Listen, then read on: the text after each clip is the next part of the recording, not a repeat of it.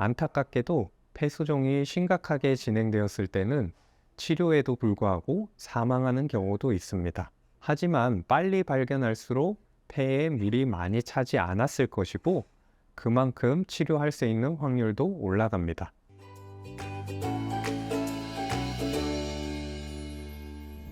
동물들의 건강하고 행복한 라이프 스토리 동튼TV 복민아빠입니다.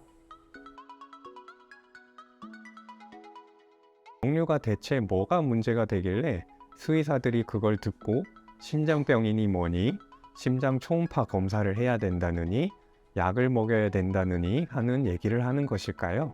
이천판에서 발생한 역류는 결국 심장 형태가 커지는 리모델링을 유발하고 궁극적으로 폐에 우려를 유발하게 되어서 폐수종이라는 질병 상태를 발생시키기 때문에 그렇습니다.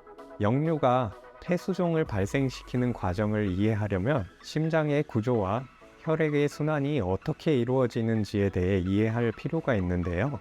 심장과 혈액의 순환 경로에 대해 모식도로 나타내자면 이렇습니다. 시작을 좌심방에서부터 해볼까요? 정상적으로 좌심방의 혈액은 이천판에서 좌심실 방향으로만 흘러 들어갑니다. 좌심실로 흘러 들어온 혈액은 좌심실을 둘러싼 두껍고 강력한 근육에 의해 대동맥으로 뿜어져 나갑니다.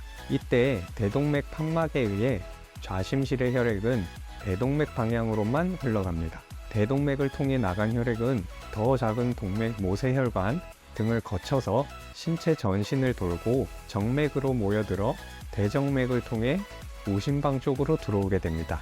이것을 최순환이라고 부릅니다. 우심방의 혈액은 삼천판에 의해 우심실로만 흘러 들어갑니다. 우심실로 들어온 혈액은 폐동맥 판막에 의해 폐동맥 방향으로만 뿜어져 나갑니다. 폐동맥을 통해 폐로 진입한 혈액은 폐를 거쳐서 폐정맥으로 흘러 들어와 다시 좌심방으로 들어오게 됩니다. 이것을 폐순환이라고 부릅니다. 자, 이제 이천판막에 변성이 있는 경우를 볼까요? 정상적으로 좌심실에서 대동맥으로만 나가야 하는 혈액이 강한 압력으로 좌심방 쪽으로 흘러 들어와 와류를 형성시킵니다. 이것이 앞에서 말씀드린 심장잡음이죠.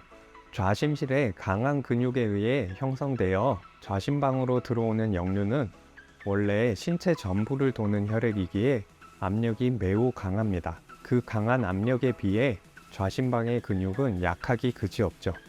그래서 좌심방이 이 압력을 버티다가 점점 풍선이 커지듯이 늘어나게 됩니다. 이것을 좌심방 확장, 리모델링이라고 부릅니다.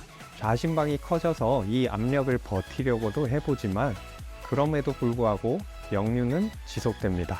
이천판의 변성은 고쳐지지 않았으니까요. 정상적으로 폐 쪽에서 흘러 들어오는 혈액도 좌심방의 압력 때문에 쉽게 들어올 수가 없고 좌심방으로 들어오는 통로에 우열이 생깁니다. 이것이 폐정맥 확장이 일어나게 되는 이유입니다. 폐정맥만 우열이 생길까요? 폐정맥으로 들어오기 전은 바로 폐입니다. 그래서 폐에 우열이 생기게 되는 것이고 이것을 폐수종이라고 부릅니다.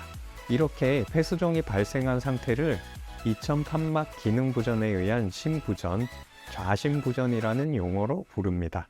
폐수종을 이해하기 쉽게 표현하자면 공기가 포함되어 있는 스펀지 같은 폐 조직이 우열로 인해 마치 물 먹은 듯한 스펀지처럼 변하게 되는 것입니다. 공기 중의 산소와 몸속의 이산화탄소를 교환해야 되는 폐가 물을 먹음으로써 이 가스 교환이 제대로 일어나기 어려운 상태가 되어버리고 치료를 하지 않은 채 시간이 지나면 호흡곤란으로 사망하게 되는 것입니다. 그러면 폐수종이 발생하게 되면 어떻게 해야 될까요?